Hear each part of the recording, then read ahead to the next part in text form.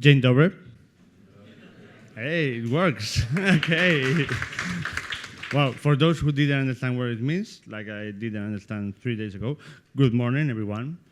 So let me try to see if I know how everything works. My name is Sergio Estella, and I have to confess that I'm proud to be a designer. I think that we can do many valuable things. We all agree on this? Okay, great. So I'm very excited to be here talking to a group, many of which are designers, because of the nature of the work that I do. I usually interact more with cartographers, data specialists, researchers, scientists, humanists, decision and policy makers. And it's way easier to talk about design with them.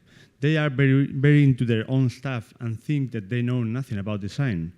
But I know that we wouldn't do what we do without them. And they also wouldn't do what they do without us. It's a perfect match. Don't you think this is just amazing? This is our home, the business that we all run. At Vizzuality, we think that all the methodologies that we designers use can be used in order to improve the moment that we're living now, with air quality, water quality, climate change, biodiversity, illnesses, or education, just to start somewhere. So I think that if we don't have a planet to live in, we won't design anything at all, just like this. Scary, right?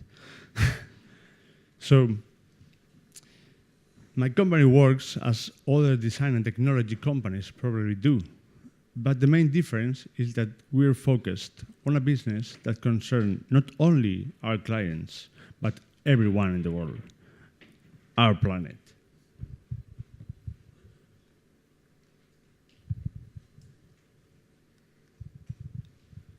So our aim at Vizzuality is to help organizations to transform data into knowledge that people can use to make better decisions and fight for the planet. In the last few years, we've engaged in efforts to stop deforestation, make communities more resilient to climate change, trace the flow of commodities and its impact on people's lives, end malaria, or help cities grow in a more sustainable way. Our work is about helping people understand data and help them to make better decisions, bridging the gap between science, policy, and citizens, and do it for the sake of the planet. Every second, thousands of terabytes of data are being created as we use our social networks, our smartphones, thanks to the Internet of Things, our credit cards, so when we're buying here and there, satellites taking pictures, and many other different sources. So, do you know where to start from with all this data generated? We're not aware of all the information that we have available, and we don't know what to do with it. Wouldn't it be good if we create data that is comprehensible by humans, data that we can use, not only algorithms understandable by machines, so data that speaks for human. Have you ever thought, I wish I knew nothing, I would be much happier. Life would be easier and if I lived in a farm, cultivating my own fruits, feeding my cows and pigs, I would be much happier. Do you really think you agree to this? Let's get to this later on, but now, first, I'd like to show you some of the stuff that we've been working on in the last few years. Last August, a ship carrying the outrageous amount of 200 tons of endangered sharks was intercepted in Galapagos Islands. I'll show you how this was possible. We created this tool where users can visualize where boats and ships are in the ocean. Sometimes they just switch off their GPS. Therefore, no one knows where they are. Fishing in restricted areas, capturing little fish, or even human trafficking. That's something that is happening, and this is something that this tool is helping to improve. That's the way that we've managed to help our friends at Oceana and Scout Truth to make it happen. And the result, by now, if I manage to, the result is that more than 60,000 boats have been tracked, which is more than 5 years of shipping information, which is right now uploaded into this platform. And people can now detect patterns and know where these ships were. Also, you can see in the platform more than 24 billion with B points, which are ships sailing the oceans. And we are adding more than 22 million points every day. Another achievement of this platform, the Indonesian and Peruvian government finally decided to open all their fishing data and upload it into this platform. And do you know one thing? This platform is open and available for everyone. Information is power. After 3 years working on this platform, finally, last April, Resource Watch was released and presented in the National Geographic Association in Washington, D.C. The World Resources Institute invited us to our biggest dream ever. Resource Watch is seeking to save the resources that are running out and find alternatives. Resource Watch aims to put the information in the hands of people and let them find the answers for these massive and important issues. Yet, too often, business leaders, policymakers, or analysts cannot access the data that they need to make educated decisions about the environment and human well-being. That's what Resource Watch is. It's a trustworthy, easy to use, and only one-place platform where you can consume, download, and share data about our planet. And do you know one thing? It's also public and open and free for everyone. Ready? Let's go. So pulling data from satellites and ground sensors, Planet Pulse helps users track and visualize natural disasters, air quality, and other factors that affect people's lives on a daily basis. Earthquakes, fires, floods, drought, and all the data sets that gives you the whole picture, the big picture of our planet. But let's now zoom in and travel to the Bay of Bengal. This is the explore section. Then let's add the mangroves forest layer in this map. Okay, now let's add the population layer. And in this section, you can play and combine all these data sets you can analyze and discover yourself. When we have all this population layer here, back to the 1975, and again, come back to 2015, you can see that the population has just exploded in the last 40 years. Let's now add the water layer surface. In light blue, you can see the temporary water. And in dark blue, you can see the stationary. Looking at the trends using this timeline, you can predict that in 2050, the temporary water will be dominant. And at the end of this century, the water will disappear. Isn't the information power? Well, this is the dashboard. These are the dashboards. Picking out food from a range of topics, you can see that a lot of information with text that gives you the context about the information about this topic, and more widgets with more interactive graphics, and you can learn more and more about these topics. This is the perfect complement for this platform. And this is just the beginning of Resource Watch. So let's see what this platform helps to improve and see if these natural resources are saved or we find new alternatives.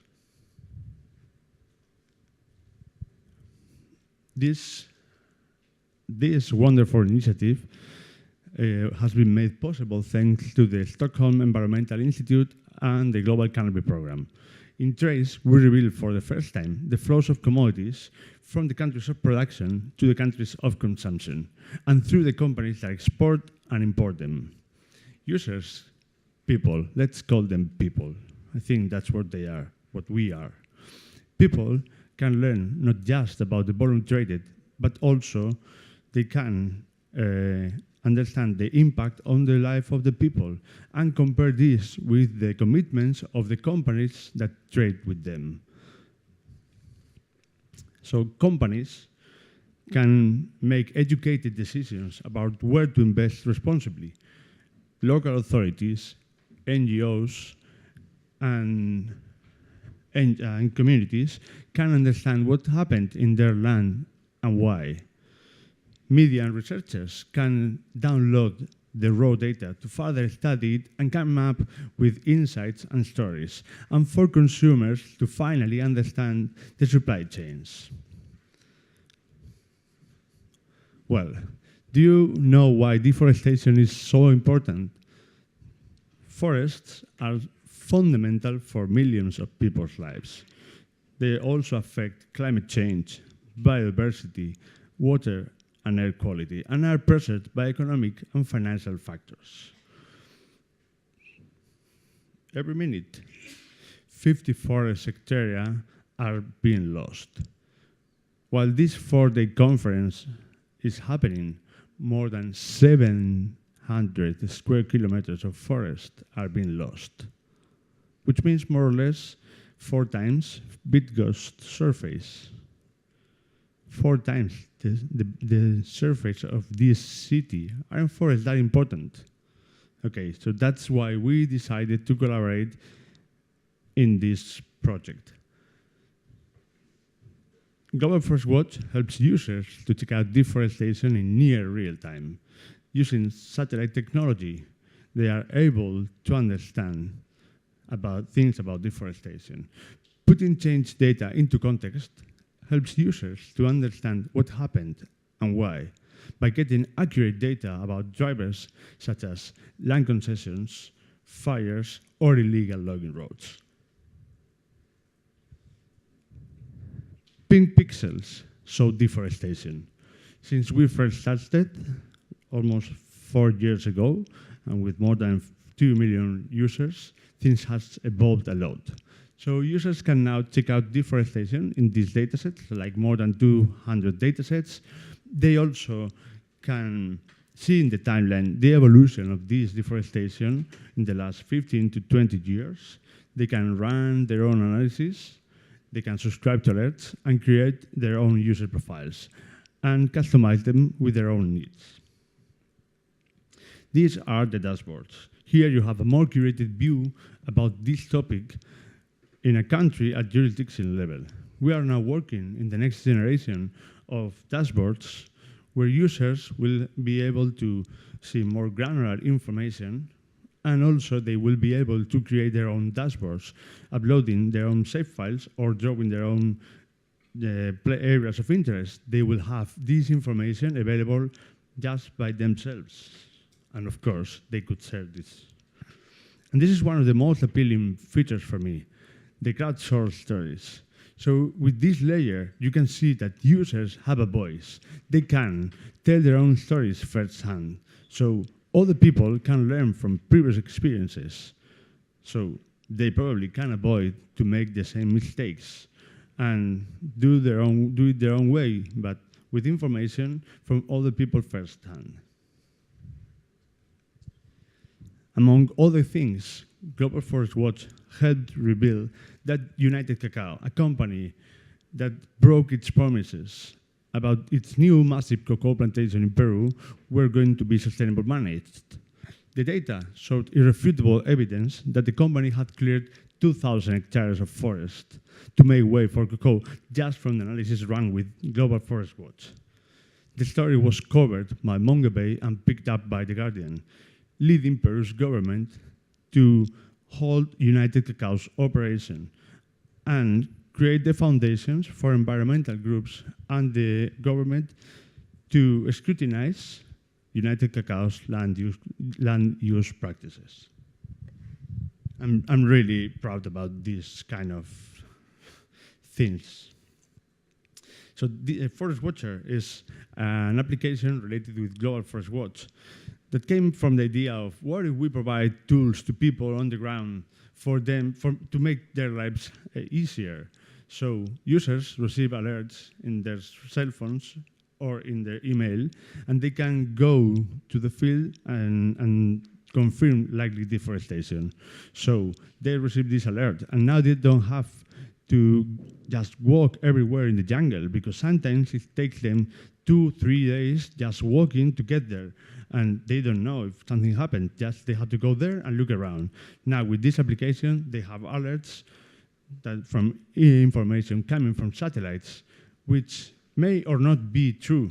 And this is what they have to do. They at least have a place they have to go, and then they can confirm. So that way, we make their lives easier. But also, they help us to see if this satellite information is all right, is okay. So it's a win-win game. So do you still think the less I know, the happier I would be? I hope you don't think that's true. My guess is that you want to be more informed, better informed, and make better decisions as a decision maker, as a policy maker, as a designer, and as a citizen, because we all make decisions every day, and they are all important. We think that in the life of this farmer, making the right decision on whether or not to water could be crucial. He could save water if he had this information available. We think then he could apply to a better standard of living. And we also think that sometimes the best visualization is not a very nice graph or a sophisticated tool. Sometimes the best visualization is just to deliver the right information in the hands of the right people in the right moment. So probably this farmer can have this satellite information or any other information that they need just in an SMS or a voice message, so that they can make better decisions. But there's still a lot more to explore. We are working on these kind of things too. So our planet is, I think our planet is the most important business. And the better we understand the data, the merrier. What's the point of design if it doesn't impact? Design serves different purposes, and I think our planet is the most important one. And don't forget one thing, there's not just one species on the Earth. If we disappear, the planet won't necessarily disappear. So why don't we design taking all the things into considerations? The impact of the things that we help create, the negative impact of some decisions we help make, we need to revise them, reformulate them. We are a cog in the wheel, and we can change things. We designers can change things. But I have good news. Designing more sustainable tools, products, goods or services, companies, and making data more comprehensible by people, we can help people to make better decisions. And the next generations to come, our children and ourselves, to enjoy our planet and amazing places that we have in our planet. I know this is a dream we all share. So I'd like to ask you to collaborate. Join in.